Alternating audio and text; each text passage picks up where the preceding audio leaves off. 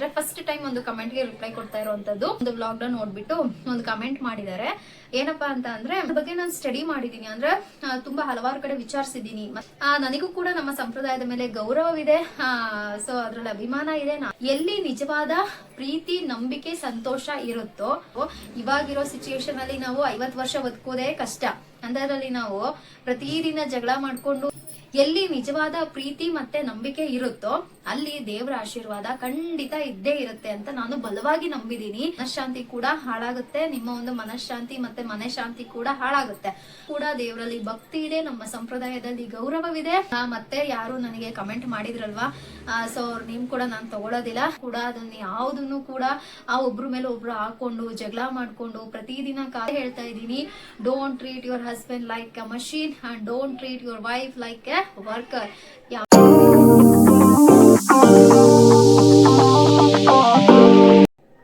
Hi hello ಎಲ್ರಿಗೂ ನಮಸ್ಕಾರ, welcome back to my YouTube channel. ಅಯ್ಯೋ ಎಲ್ಲರೂ ಚೆನ್ನಾಗಿದ್ದಾರೆ ಅನ್ಕೊಂಡಿದೀನಿ, ನಾನು ಕೂಡ ತುಂಬಾ ಚೆನ್ನಾಗಿದ್ದೀನಿ.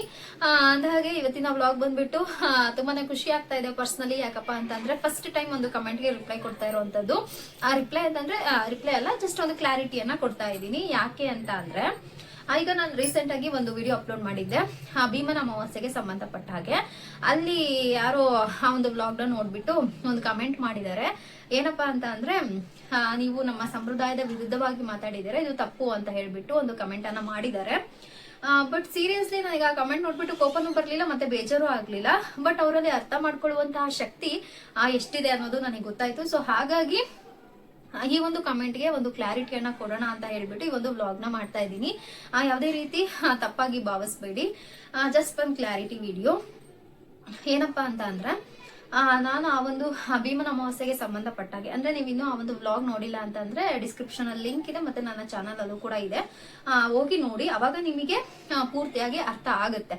ಸೊ ಹಾಗಾಗಿ ಮೊದಲಿಗೆ ನಾನು ಆ ಒಂದು ವಿಡಿಯೋದಲ್ಲಿ ಹೇಳಿದ್ದೀನಿ, ಈ ಭೀಮನ ಅಮಾವಾಸ್ಯೆ ಯಾಕೆ ಆಚರಣೆ ಮಾಡ್ತಾರೆ ಅಂದ್ರೆ ಈ ಭೀಮನ ಅಮಾವಾಸ್ಯೆಗೆ ಇರುವಂತಹ ಮಹತ್ವವೇನು, ಮತ್ತೆ ಪುರಾಣಗಳಲ್ಲಿ ಉಲ್ಲೇಖವಾಗಿರುವಂತಹ ಕೆಲವೊಂದು ಅಂಶಗಳಾಗಿರ್ಬೋದು, ಮತ್ತೆ ಈ ಭೀಮನ ಅಮಾವಾಸ್ಯೆಯನ್ನ ಆಚರಣೆ ಮಾಡೋದಕ್ಕೆ ಪ್ರಮುಖ ಕಾರಣಗಳು ಮತ್ತೆ ಅದರ ವಿಶೇಷತೆಗಳ ಬಗ್ಗೆ ಎಲ್ಲದನ್ನು ಕೂಡ ನಾನು ತಿಳಿಸ್ಕೊಟ್ಟಿದ್ದೀನಿ. ಮತ್ತೆ ಏನೋ ವ್ಲಾಗ್ ಮಾಡ್ಬೇಕು ಅಂತ ನಾನು ಸುಮ್ನೆ ವ್ಲಾಗ್ ನ ಮಾಡಿಲ್ಲ, ಯಾವ್ದೋ ಒಂದು ಸ್ವಲ್ಪ ವಿಚಾರಗಳನ್ನ ತಗೊಂಡ್ ಬಂದ್ಬಿಟ್ಟು ಶೇರ್ ಮಾಡಿಲ್ಲ. ಅದ್ರ ಬಗ್ಗೆ ನಾನು ಸ್ಟಡಿ ಮಾಡಿದ್ದೀನಿ, ಅಂದ್ರೆ ತುಂಬಾ ಹಲವಾರು ಕಡೆ ವಿಚಾರಿಸಿದ್ದೀನಿ. ಮತ್ತೆ ಅದ್ರ ಜೊತೆಗೆ ತುಂಬಾ ವೆಬ್ಸೈಟ್ ಗಳನ್ನು ಕೂಡ ನಾನು ನೋಡಿದೀನಿ. ಅಂದ್ರೆ ಇವಾಗ ಒಂದೊಂದರಲ್ಲಿ ಒಂದೊಂದು ರೀತಿಯ ವಿಚಾರಗಳಿರುತ್ತೆ. ಹಾಗಾಗಿ ನಾನು ಎಲ್ಲಾದ್ರಲ್ಲೂ ಕೂಡ ಏನು ಮಾಹಿತಿ ಇದೆ ಅದನ್ನ ಮಾತ್ರ ನಾನು ಕಲೆಕ್ಟ್ ಮಾಡ್ಕೊಂಡು ಯಾವ್ದು ಕರೆಕ್ಟ್ ಆಗಿದೆ ಅನ್ನೋದನ್ನ ಮಾತ್ರ ನಾನು ತಿಳಿಸ್ಕೊಟ್ಟಿರೋ ಅಂತದ್ದು. ಸೊ ಹಾಗಾಗಿ ಅದನ್ನೆಲ್ಲ ತಿಳಿಸ್ಕೊಟ್ಟಿದ್ದೀನಿ ಅಂತ ಅಂದಾಗ ನನಗೂ ಕೂಡ ನಮ್ಮ ಸಂಪ್ರದಾಯದ ಮೇಲೆ ಗೌರವವಿದೆ, ಸೊ ಅದ್ರಲ್ಲಿ ಅಭಿಮಾನ ಇದೆ. ನಾನು ಕೂಡ ಅದನ್ನ ಆಚರಣೆ ಮಾಡ್ತೀನಿ. ನಾನಲ್ಲಿ ಯಾವುದೇ ರೀತಿ ನಾನು ನನ್ನ ಗಂಡನ ಪಾದ ಪೂಜೆ ಮಾಡಲ್ಲ ಅಂತ ಹೇಳಿದೀನಿ ಹೊರತು ಈ ಪೂಜೆನೆ ಮಾಡಲ್ಲ ಅಂತ ನಾನು ಹೇಳಿಲ್ಲ ಅಲ್ವಾ. ಸೊ ನಾನಲ್ಲಿ ಹೇಳಿದೀನಿ, ಎಷ್ಟೊಂದ್ ಜನ ಪಾದ ಪೂಜೆ ಮಾಡ್ತಾರೆ, ಅದು ನಿಮ್ಮ ವೈಯಕ್ತಿಕ ವಿಚಾರ, ಅದು ನಿಮ್ಮ ನಂಬಿಕೆಗೆ ಬಿಟ್ಟಿದ್ದು ಅಂತ ಮುಂಚೆನೆ ಹೇಳಿದೀನಿ. ಆದ್ರೆ ನಾನು ಗಂಡನ ಪಾದ ಪೂಜೆ ಮಾಡೋದಿಲ್ಲ, ಬಟ್ ದೇವರಲ್ಲಿ ಭಕ್ತಿಯಿಂದ ಪ್ರಾರ್ಥನೆ ಮಾಡ್ಕೋತೀನಿ ಅಂತಾನು ಕೂಡ ಹೇಳಿದೀನಿ. ಸೊ ನನ್ನ ಪ್ರಕಾರ ಗಂಡ ಹೆಂಡತಿ ಮಧ್ಯೆ ಇರ್ಬೇಕಾಗಿರುವಂತ ಕೆಲವೊಂದು ಮುಖ್ಯ ವಿಚಾರಗಳು ಏನೇನು ಅಂತ ಹೇಳ್ಬಿಡ್ತೀನಿ. ಈಗ ನಾನು ಒಂದು ಪ್ರಶ್ನೆ ಮಾಡ್ತೀನಿ, ನಿಮಗಿದು ತಪ್ಪು ಅಂತ, ಕೆಲವರಿಗೆ ತಪ್ಪು ಅನ್ಸ್ಬೋದು, ಕೆಲವರಿಗೆ ಸರಿ ಅಂತ ಅನ್ನಿಸ್ಬೋದು. ಬಟ್ ನಾನು ಹೇಳ್ತೀನಿ, ಈಗ ಗಂಡನ ಪಾದ ಪೂಜೆ ಮಾಡ್ಬಿಟ್ಟು ಪ್ರತಿದಿನ ಜಗಳ ಮಾಡಿದ್ರೆ ಸಂಸಾರ ಚೆನ್ನಾಗಿರುತ್ತಾ? ಹೇಳಿ, ಇಲ್ಲ ತಾನೆ. ಅದ್ರ ಬದಲು ಗಂಡನ ಪೂಜೆ ಮಾಡ್ತೀವೋ ಬಿಡ್ತೀವೋ, ಪ್ರತಿದಿನ ಸಂತೋಷವಾಗಿರೋದು ಮುಖ್ಯ ಅಲ್ವಾ? ನನ್ನ ಒಂದು ವೈಯಕ್ತಿಕ ವಿಚಾರದಲ್ಲಿ ಅಥವಾ ನನ್ನ ಕಡೆಯಿಂದ ನಾನು ಹೇಳೋದಾದ್ರೆ, ಎಲ್ಲಿ ನಿಜವಾದ ಪ್ರೀತಿ, ನಂಬಿಕೆ, ಸಂತೋಷ ಇರುತ್ತೋ ಅಲ್ಲಿ ನಿಜವಾಗ್ಲೂ ಆರೋಗ್ಯ ಅನ್ನೋದು ಇದ್ದೇ ಇರುತ್ತೆ. ನಿಜ ಅಲ್ವಾ? ಇವಾಗಿರುವಂತಹ ಟೆನ್ಷನ್ ಆಗಿರ್ಬೋದು, ಕಮಿಟ್ಮೆಂಟ್ ಆಗಿರ್ಬೋದು, ಆ ಪ್ರೆಷರ್ಗಳಾಗಿರ್ಬೋದು, ಇದ್ರ ಎಲ್ಲಾ ಮಧ್ಯೆ ಮನೆಯಲ್ಲೂ ಕೂಡ ನೆಮ್ಮದಿನೇ ಇಲ್ಲ ಅಂತ ಅಂದ್ರೆ ಆರೋಗ್ಯ ಎಲ್ಲಿಂದ ಬರುತ್ತೆ? ಪಾದ ಪೂಜೆ ಮಾಡಿದ ತಕ್ಷಣನೇ ಆರೋಗ್ಯ ಬಂದ್ಬಿಡುತ್ತಾ? ಇಲ್ಲ ಅಲ್ವಾ?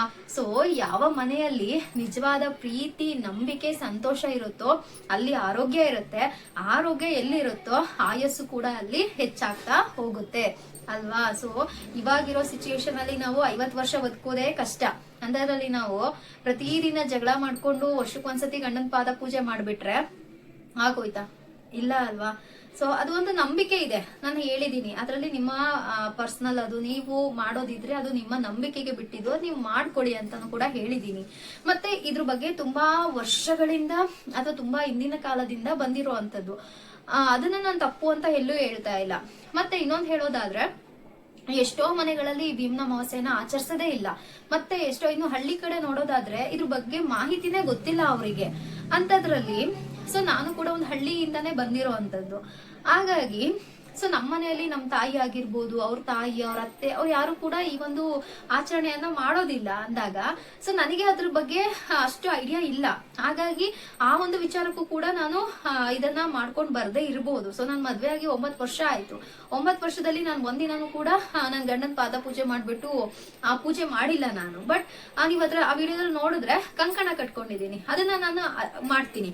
ಅಂದ್ರೆ 9 ದಾರಗಳನ್ನ ಒಂದು ದಾರವನ್ನಾಗಿ ಮಾಡ್ಕೊಂಡು ಆ ದೇವ್ರ ಮುಂದೆ ಇಟ್ಟು ಪೂಜೆ ಮಾಡಿ ಕಂಕಣವನ್ನ ಕಟ್ಕೊಳ್ಳೋ ಅಂತದ್ದು. ನಾನು ಮತ್ತೆ ನಮ್ಮ ಮನೆಯವರು ಇಬ್ರು ಕೂಡ ಕಂಕಣವನ್ನ ಕಟ್ಕೋತೀವಿ. ಅದು ಬಿಟ್ರೆ ಇನ್ನ ಪೂಜೆ ಮಾಡೋದೆಲ್ಲ ನಮ್ಮ ಮನೇಲಿ ನಡೆಸ್ಕೊಂಡು ಬಂದಿಲ್ಲ. ಹಾಗಾಗಿ ನಾನು ಕೂಡ ಅದನ್ನ ಆಚರಣೆ ಮಾಡೋದಿಲ್ಲ ಅಂತಾನು ಕೂಡ ಹೇಳ್ಬೋದು. ಬಟ್ ನಾವು ನೋಡೋದಾದ್ರೆ ಹಳ್ಳಿ ಕಡೆ ಎಷ್ಟೋ ಮನೆಗಳಲ್ಲಿ ಇದ್ರ ಬಗ್ಗೆ ಮಾಹಿತಿನೂ ಕೂಡ ಇಲ್ಲ, ಆಚರಣೆನೂ ಕೂಡ ಮಾಡೋದಿಲ್ಲ. ಹಾಗಂತ ಹೇಳ್ಬಿಟ್ಟು ಅವ್ರಿಗೆಲ್ಲ ಹೋಗ್ಬಿಟ್ಟು ನೀವು ಮಾಡಲೇಬೇಕು ಈ ತರ ಇದೆ ಅಂತ ಹೇಳಕ್ಕಾಗತ್ತಾ?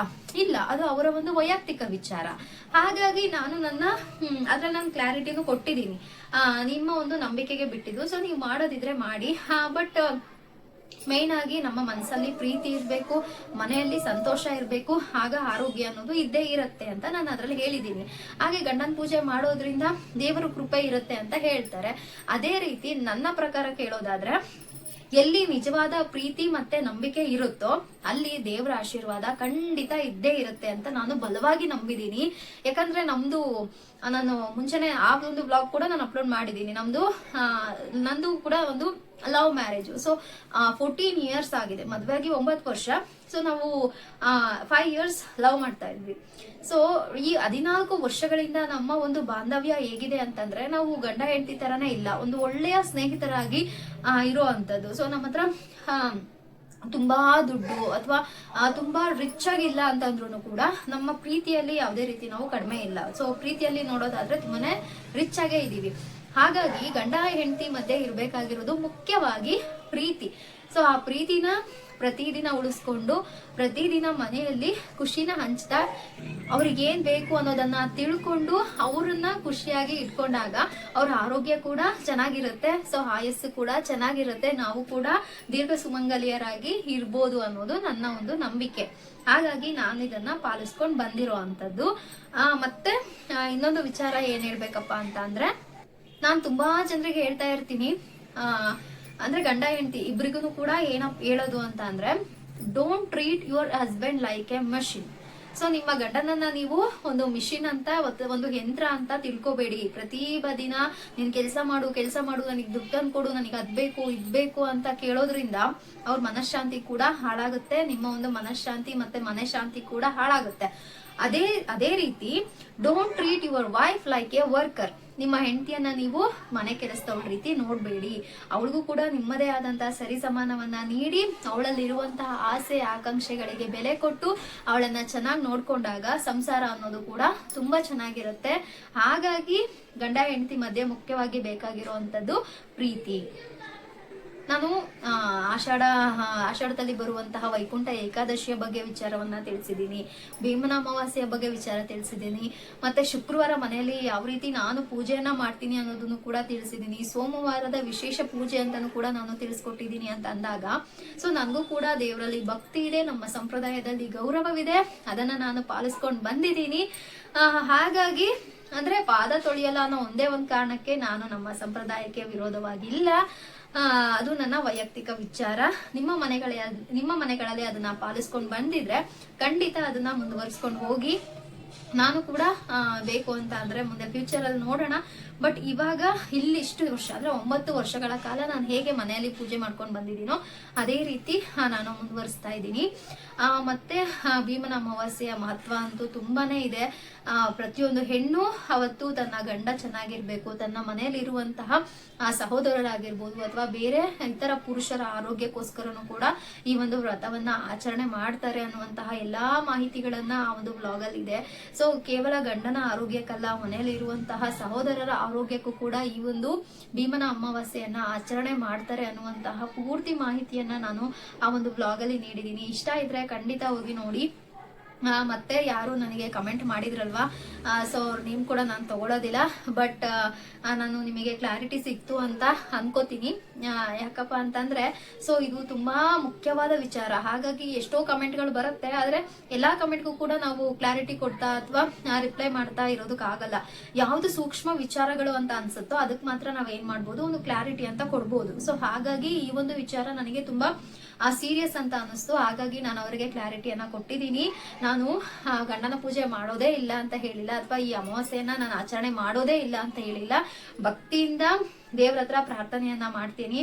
ಸೊ ನನ್ನ ಮನೆ ಚೆನ್ನಾಗಿರ್ಬೇಕು, ನನ್ನ ಮನೆಯವರು ಕೂಡ ಚೆನ್ನಾಗಿರ್ಬೇಕು ಅಂತ ಹೇಳ್ಬಿಟ್ಟು ಭಕ್ತಿಯಿಂದ ಪ್ರಾರ್ಥನೆಯನ್ನ ಮಾಡ್ತೀನಿ. ಮತ್ತೆ ನಾನು ಬೇರೆಯವ್ರಿಗೆ ತೋರಿಕೆಗೋಸ್ಕರ ನಾನು ಪೂಜೆಯನ್ನು ಕೂಡ ಮಾಡೋದಿಲ್ಲ ಅಂತ ಹೇಳಿದ್ದೀನಿ. ದೇವರಿಗೆ ಬೇಕಾಗಿರೋದು, ನಾನು ಪ್ರತಿ ಬಾರಿ ಹೇಳ್ತಾ ಇರ್ತೀನಿ, ದೇವರಿಗೆ ಬೇಕಾಗಿರೋದು ಆಡಂಬರ ಅಲ್ಲ ಅಥವಾ ತೋರಿಕೆ ಅಲ್ಲ, ಭಕ್ತಿ ಮಾತ್ರ. ಸೊ ನಾವೆಷ್ಟು ಭಕ್ತಿಯಿಂದ ಶ್ರದ್ಧೆಯಿಂದ ಪೂಜೆ ಮಾಡ್ತೀವೋ ಆಗ ಖಂಡಿತ ದೇವರು ನಮ್ಗೆ ಒಲಿತಾರೆ. ಹಾಗಾಗಿ ಮನೆಯಲ್ಲಿ ಮುಖ್ಯವಾಗಿ ನೀವು ಪ್ರೀತಿಯಿಂದ ಇರಿ. ಯಾವುದೇ ರೀತಿ ಎಷ್ಟೇ ಟೆನ್ಷನ್ ಇದ್ರೂ ಕೂಡ, ಎಷ್ಟೇ ಸಮಸ್ಯೆಗಳಿದ್ರು ಕೂಡ ಅದನ್ನ ಯಾವುದನ್ನು ಕೂಡ ಒಬ್ರ ಮೇಲೆ ಒಬ್ರು ಹಾಕೊಂಡು ಜಗಳ ಮಾಡ್ಕೊಂಡು ಪ್ರತಿದಿನ ಕಾಲ ಕಳೆಯೋ ಬದಲು ಇರೋ ಅಷ್ಟು ದಿನ ಪ್ರೀತಿಯಿಂದ ಸಂತೋಷದಿಂದ ಕಾಲವನ್ನ ಕಳೀರಿ, ಆರೋಗ್ಯವಾಗಿರಿ. ಆಗ ಆಯಸ್ಸು ಅನ್ನೋದು ಇದ್ದೇ ಇರತ್ತೆ. ಸೊ ಎಲ್ಲರಿಗೂ ಕೂಡ ಒಳ್ಳೇದಾಗ್ಲಿ ಅಂತ ನಾನು ಬೇಡ್ಕೋತೀನಿ. ಐ ಹೋಪ್ ಕ್ಲಾರಿಟಿ ಸಿಕ್ಕಿದೆ ಅಂತ ಅನ್ಕೋತೀನಿ. ಭಕ್ತಿಯಿಂದ ದೇವರ ಪ್ರಾರ್ಥನೆ ಮಾಡ್ತೀನಿ, ಪ್ರೀತಿಯಿಂದ ನಮ್ಮ ಮನೆಯವ್ರ ಜೊತೆ ನಾನು ಇದ್ದೀನಿ, ಸಂತೋಷವಾಗಿದ್ದೀನಿ. ನಿಮ್ಮ ಒಂದು ವೈಯಕ್ತಿಕ ವಿಚಾರಕ್ಕೆ ನಾನು ಬರೋದಿಲ್ಲ. ಹಾಗಾಗಿ ಯಾರ್ಯಾರು ಈ ಒಂದು ಪೂಜೆಯನ್ನ ಮಾಡ್ತಾ ಇದ್ದೀರೋ ಅಥವಾ ಮೊದಲಿಂದ ಮಾಡ್ಕೊಂಡು ಬಂದಿದ್ದೀರೋ ಖಂಡಿತ ಮಾಡಿ, ದೇವರು ಎಲ್ರಿಗೂ ಒಳ್ಳೇದು ಮಾಡ್ಲಿ ಅಂತ ಬೇಡ್ಕೋತೀನಿ. ನನಗೂ ಕೂಡ ದೇವರ ಆಶೀರ್ವಾದ ಸದಾಕಾಲ ಇರ್ಲಿ ಅಂತ ನಾನು ಕೂಡ ಬೇಡ್ಕೊಂಡು ಇಲ್ಲಿಗೆ ಈ ಒಂದು ವ್ಲಾಗ್ ಅನ್ನ ನಾನು ಮುಗಿಸ್ತಾ ಇದ್ದೀನಿ. ನಾನು ಮತ್ತೆ ಹೇಳ್ತಾ ಇದ್ದೀನಿ, don't treat your husband like a machine and don't treat your wife like a worker. ಯಾವುದೇ ರೀತಿ ಮಷಿನ್ ಅಂತ ಅಥವಾ ವರ್ಕರ್ ತರ ನೋಡದೆ ಒಬ್ರಿಗೊಬ್ರು ಬೆಲೆ ಕೊಟ್ಟು ಸರಿ ಸಮಾನವಾಗಿ ನೋಡಿ ಪ್ರೀತಿ ವಿಶ್ವಾಸದಿಂದ ಇದ್ರೆ ಖಂಡಿತ ಆ ಒಂದು ಸಂಸಾರಕ್ಕೆ ದೇವರ ಕೃಪೆ ಅನ್ನೋದು ಖಂಡಿತ ಇದ್ದೇ ಇರುತ್ತೆ. ಜೀವನದಲ್ಲಿ ಯಶಸ್ಸು ಸಿಗುತ್ತೆ, ಆರೋಗ್ಯ ಆಯಸ್ಸು ಅನ್ನೋದು ಸಿಕ್ಕೇ ಸಿಗುತ್ತೆ ಅಂತ ಹೇಳ್ತಾ ಈ ಒಂದು ವ್ಲಾಗ್ ಅನ್ನ ಮುಗಿಸ್ತಾ ಇದ್ದೀನಿ. ಜಸ್ಟ್ ಒಂದು ಕ್ಲಾರಿಟಿ ವ್ಲಾಗ್ ಆಗಿತ್ತು. ಹೋಪ್ ನಿಮ್ಗೆಲ್ರಿಗೂ ಕೂಡ ಕ್ಲಾರಿಟಿ ವ್ಲಾಗ್ ಅಲ್ಲೂ ಕೂಡ ಹಲವಾರು ವಿಚಾರಗಳನ್ನ ನಿಮ್ ಜೊತೆ ಶೇರ್ ಮಾಡ್ಕೊಂಡಿದ್ದೀನಿ. ಆ ಎಲ್ಲಾ ವಿಚಾರಗಳು ನಿಮಗೆ ಇಷ್ಟ ಆಗಿದೆ ಅಂತ ಭಾವಿಸ್ತಾ ಈ ಒಂದು ವ್ಲಾಗ್ ನ ಮುಗಿಸ್ತಾ ಇದ್ದೀನಿ. ಇಷ್ಟ ಆಗಿದೆ ಪ್ಲೀಸ್ ಲೈಕ್ ಮಾಡಿ, ಸಬ್ಸ್ಕ್ರೈಬ್ ಮಾಡ್ಕೊಳ್ಳೋದನ್ನ ಮರಿಬೇಡಿ. ಇನ್ನು ಮುಂದೆ ಒಳ್ಳೆ ವ್ಲಾಗ್ಗಳ ಜೊತೆ ಸಿಗ್ತೀನಿ ಅಂತ ಹೇಳ್ತಾ ವಿಡಿಯೋನ ನೋಡಿದಕ್ಕೆ thank you so much. Thanks for watching.